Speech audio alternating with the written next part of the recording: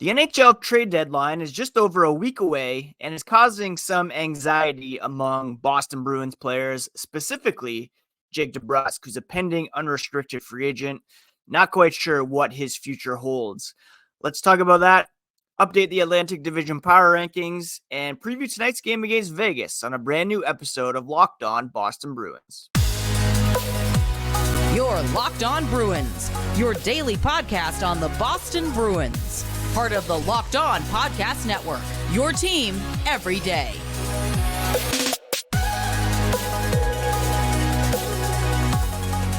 What is up, Bruins fans, and welcome back to the Locked On Boston Bruins podcast. I'm your host, Ian McLaren, and this is a daily show where we discuss all things Spoke to Be.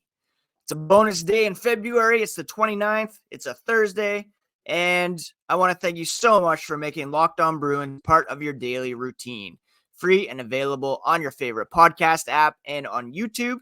We're part of the Locked On Podcast Network, your team every day. And today's episode is brought to you by Game Time. Download the Game Time app, create an account, and use code LOCKEDON for $20 off your first purchase. Jam-packed episode coming up. Game tonight against Vegas Golden Knights, our old friend Bruce Cassidy. We're updating the Atlantic Division power rankings. And we're talking about the trade deadline, which is just over a week away. For some reason, I had it in my mind that it was 2 Mondays from now. But March 8th is actually next Friday. And the Calgary Flames, Dallas Stars got things going last night with the Chris Tanev deal. We'll see what Don Sweeney's able to do. Been talking about it all week. And today we're focusing specifically on some anxiety that this is bringing up for some of the players. Before we get into that, a quick reminder, you can find the podcast on social media at Locked NHL Bruins. And you can find me, my hockey thoughts and dad jokes at Ian C. McLaren. Trade deadline is on people's minds, and Jake DeBrusk was asked about it specifically yesterday.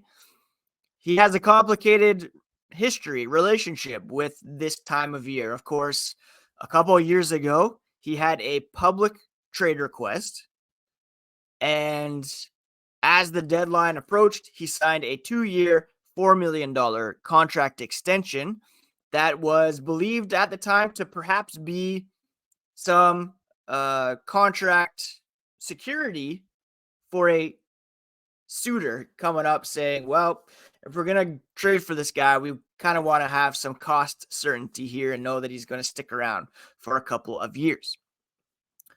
That extension is coming to an end this summer. The trade request has since been rescinded, and he's had 2 pretty productive years here with the Bruins, especially last season and the second half of the previous season, where he was playing on the Bruins top line with Brad Marchand and Patrice Bergeron, had some of the most productive stretches of his career. This season, he's kind of taken a step back offensively. He's only hit 13 goals, 14 assists for 27 points. He's on track for 18 goals, 19 assists, 37 points, which is not what we expected out of Jake DeBrusk this season, especially after he scored 27 goals in 64 games in 2022-23. He had 25 goals in 77 games the year prior. 50 points total last year was a career high, and the expectation was in a contract year, he would at least challenge matching that point total, if not eclipsing it altogether. According to DeBrusk, there have been no recent discussions towards a contract extension. And he said yesterday, you always have the trade deadline in the back of your mind. You always have that anxiety hanging over you until the deadline passes. He said, quote, obviously 2 years ago, it was a little more intense on that side of things, but I think ever since I've been here, I've been worried, end quote. And there's real questions about whether or not the Bruins should sell or try to flip Jake DeBrusk. He's an impending unrestricted free agent. The fact that they're not really talking at the moment, contract extension, leads us to believe that perhaps there's some hesitation on Boston's part to get a long-term extension done. DeBrusk has been productive in stretches this season, but he's clearly taken a step back by not playing with the likes of Patrice Bergeron. And maybe there's some question about whether they should commit long-term and more money to a player who you can't necessarily rely on night in and night out to put the puck in the back of the net. Not to say he needs to be a 50-goal scorer. I'd settle for 25. I would love to see 30 at this point, and I was expecting that coming into this season. But to just point to his offense is a disservice to Jake DeBrusk and how his game has grown over the years. He's become a fantastic penalty killer. He's become more than serviceable without the puck. He brings speed, energy, and let's be honest, fun to the rink. He's a fun guy to watch. He's a fun guy to root for on and off the ice. If it were up to me, I would keep Jake DeBrusk in black and gold as long as possible at a reasonable price, of course. At this point, he's probably going to command maybe $6 million on the open market. And I'd be reluctant to go over 5 at this point based on this season. Anyways, we all know he has the potential to be a 30-goal scorer and a contributor all over the ice. Do they flip him and trade him to recoup some draft picks in, an attempt to reduce the risk of losing him for nothing? Do they keep him as a rental type situation, internal rental option through the trade deadline into the playoffs and risk his value going way up by not having him signed yet? These are tough questions for Don Sweeney, and it's causing DeBrusk specifically some anxiety. My hope is that he will stick around. Matt Grzelcyk is another guy who is feeling it as well. According to Fluto Shinzawa of The Athletic, he quoted Grzelcyk as saying, every year, no matter what situation you're in, unless you have a no movement clause or something like that in your contract, it does give you a little bit of anxiety. He said, quote, I love being here. I love being a Bruin. You never want that to end. I try not to dwell on it too much for sure. Just worry about your play. But I'd be lying if I said those thoughts don't creep in. End quote. So it's not just Grzelcyk Jake DeBrusk who's feeling it, but it's also Matt Grzelcyk. His mindset is just to play these 20 games out as best as he can and go into the playoffs, hopefully playing some good hockey. Things will play out however they play out. Kind of out of my control at this point, he said. Of course, this is where I want to be. I love being a Bruin. It's been a dream come true. Don't ever want that to end. Whether Grzelcyk and or DeBrusk remain in Boston past this season remains to be seen. If I was playing what's more likely, once again, I'd say it's more likely that DeBrusk is here than Grzelcyk. But it's entirely possible that neither will be here even beyond next week if Don Sweeney decides to really lean into this bridge season and recoup some valuable draft assets that they have given up in recent years. Now, the Bruins are indeed slipping in the Atlantic Division, and we're going to update those power rankings here as the podcast continues. If you're planning to go to a Bruins game or to go see the Celtics or Red Sox, there's no better place to get your tickets than Game Time. Game Time is a fantastic app that gives you the easiest and fastest ways to buy tickets for all sports, music, comedy, and theater near you. They have killer last-minute deals, all-in prices, views from your seat, and a best price guarantee. Game Time takes the guesswork out of buying tickets. I love the view from your seat. You know exactly what to expect when you arrive. And the Game Time guarantee means you'll always get the best price. If you find tickets in the same section and row for less, Game Time will credit you 110% of the difference. Download the Game Time app, create an account, and use code LOCKEDON for $20 off your first purchase. Terms do apply, but create an account, redeem code LOCKEDON for $20 off at Game Time. Last minute tickets at the lowest price, guaranteed. Thank you so much once again for making Locked On Bruins part of your daily routine, free and available on your favorite podcast app and on YouTube. Please do subscribe to become an everydayer. While you're on YouTube, you can also check out the Locked On Sports Today channel. It's the first ever national sports 24/7 streaming channel. Also available on Amazon Fire TV and the free Fire TV channels app. 24/7, covering the top sports stories of the day with local experts and national show hosts. Find Locked On Sports Today on YouTube and now available on the free Fire TV channels app. All right, don't look now, but the Florida Panthers, probably the team to beat in the Atlantic Division. The Bruins have been overtaken by Florida in terms of point percentage. These two teams are level at 82 points, but Florida has a clear advantage in terms of regulation wins, 32-26. Regulation and overtime wins, 38-31. They have a much better point percentage. Well, not much better, but 695 compared to 683. They do have a much better goal differential, plus 52 compared to plus 37 for the Bruins. And as I discussed the other day on the Cup Check on Tuesday's episode, Florida has much better underlying numbers as well, meaning they're more set up for long-term success than the Bruins appear to be, despite their current point total. The Bruins will have some tough tests coming up against Vegas, Toronto next week, a couple games. And, Toronto is 8 points back of the Bruins, but they do have 2 games in hand, so they could really make up some ground there. And this could be a battle for home ice here in the first round. It could come down to it. I do believe that Florida is going to pull away here at some point. They're 8-2 over their last 10. They've taken advantage of Boston's 3-2-5 stretch here over their past 10.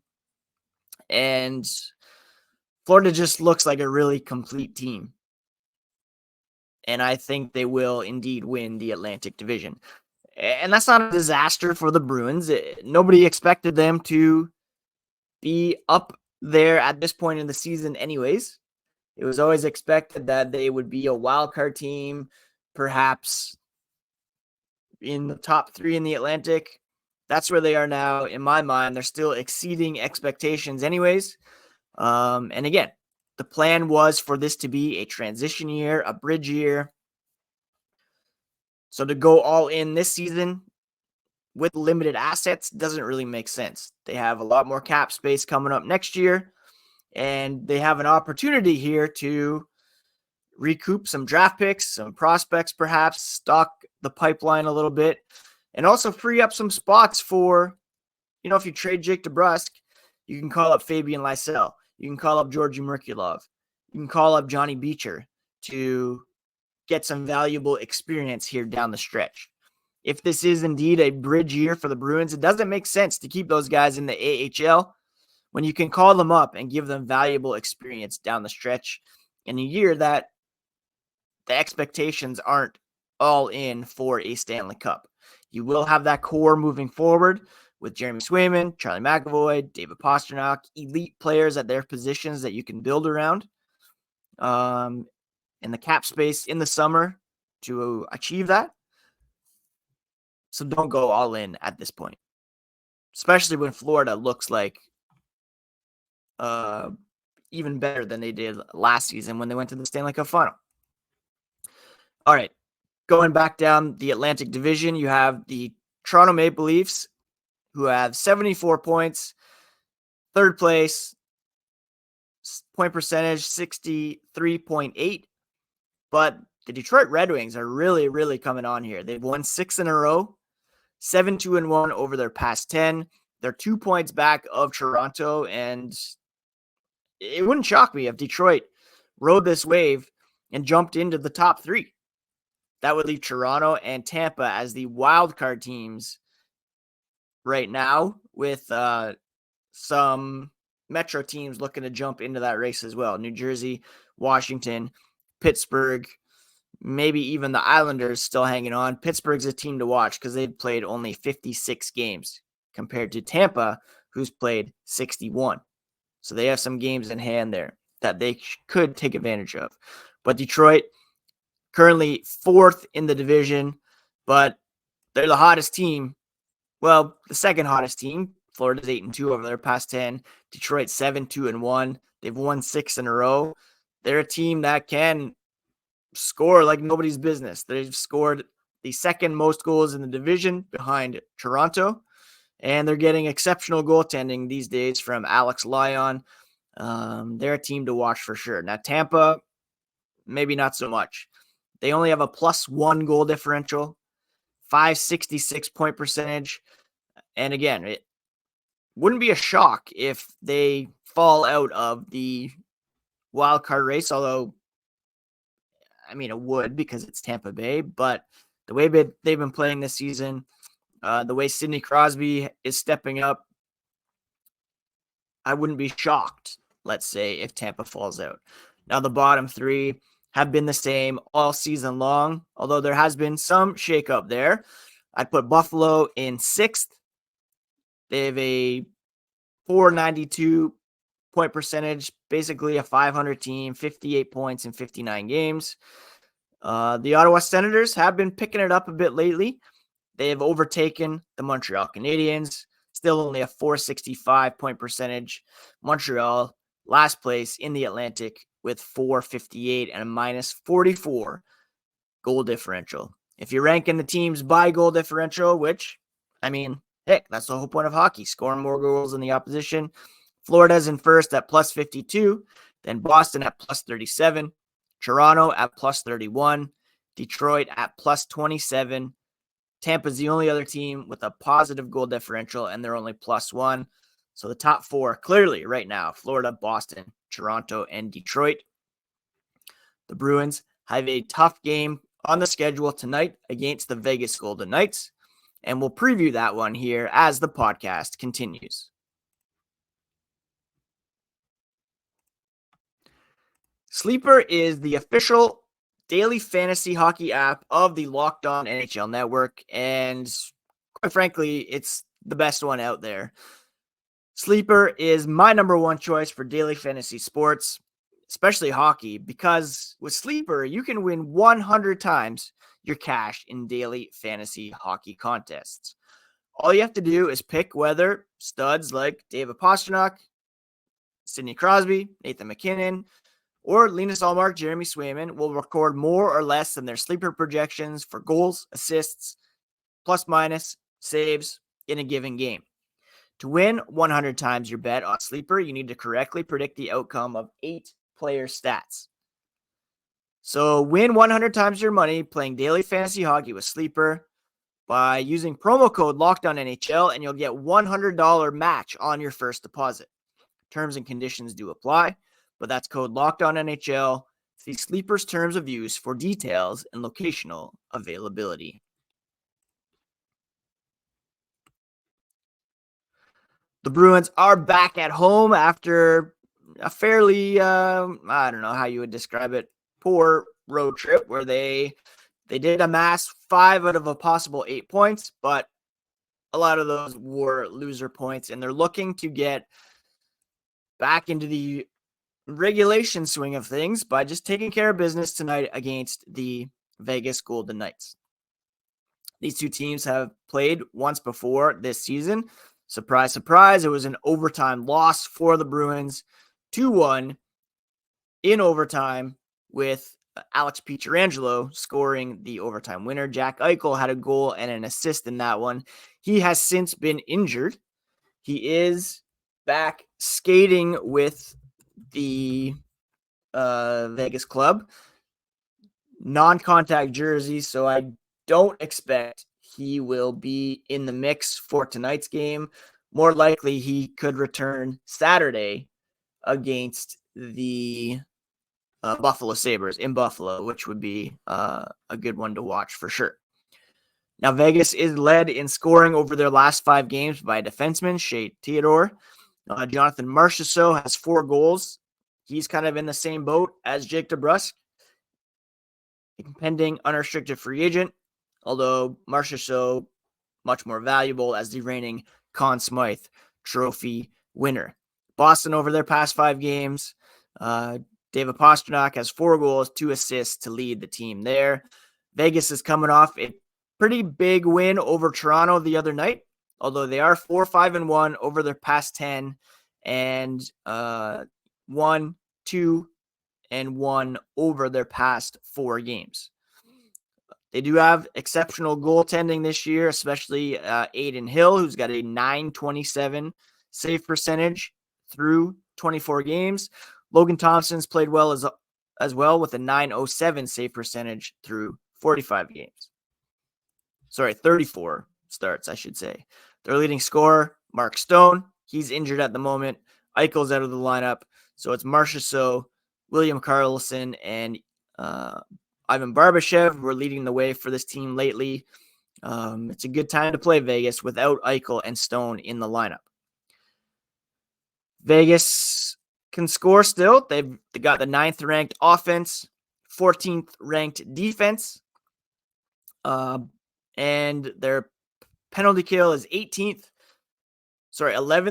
Power play is 18th. Boston 9th in power play, 10th in penalty kill. And of course, there's the added incentive tonight of beating former head coach Bruce Cassidy. If DeBrusk is going to have a game in which he shows the Bruins what he can do, it would certainly be tonight against Bruce Cassidy, with whom he bumped heads, and it was under his tenure that DeBrusk had made that public trade request.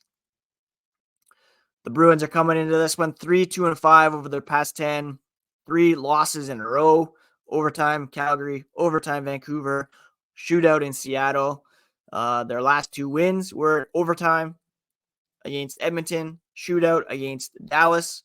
So again, hopefully they can just get things taken care of in regulation to end what has been a fairly lackluster month of February for the Boston Bruins. And they'll be kicking things off in March on Saturday with a game against the New York Islanders on Long Island. So it's a short stint at home before coming back for 4 games after playing the Islanders and Toronto to begin March.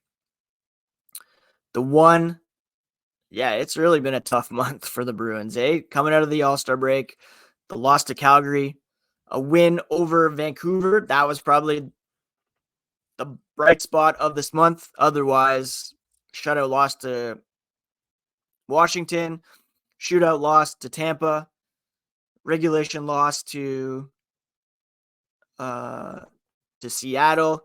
It just has not been a great stretch out of the All-Star break for the Boston Bruins, and they really, really could use the boost of beating the Vegas Golden Knights on home ice here tonight.